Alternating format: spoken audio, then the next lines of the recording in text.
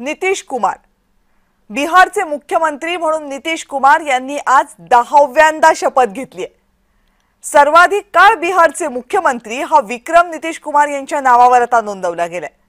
14 नोव्हेंबरला लागलेल्या निकालामध्ये बिहारमध्ये एनडीएला भरघोस बहुमत मिळालं आणि नितीश कुमार यांच्या मुख्यमंत्री पदाचा मार्ग मोकळा झाला। आज नितीश कुमार यांच्या शपथविधीच्या निमित्ताने त्यांच्या कारकिर्दीचा आणि व्यक्तिमत्वाचा आढावा घेतला जातोय। नितीश कुमार हे फक्त बिहारच्याच नाही तर देशाच्या राजकारणातलं एक महत्त्वाचं व्यक्तिमत्व समजलं जातं। बिहारमधल्या सामाजिक चळवळींनंतर हे नेतृत्व बिहारमध्ये आलं, आधी विरोधी पक्षांमध्ये आणि मग सत्ताधारी नेते बनले आणि त्यानंतर वेगवेगळ्या राजकीय घडामोडींमध्ये आणि राजकीय भूमिका बदलत नितीश कुमार हे जवळपास 20 वर्ष बिहारमधल्या मुख्यमंत्री पदावर विराजमान राहिले। हे सगळं करत असताना नितीश कुमार यांनी राजकारणात काय काय केलं आणि बिहारमध्ये त्यांनी काय बदल घडवून आणलेत या सगळ्याचा आढावा घेऊयात आज 5च्या पंचनामामध्ये।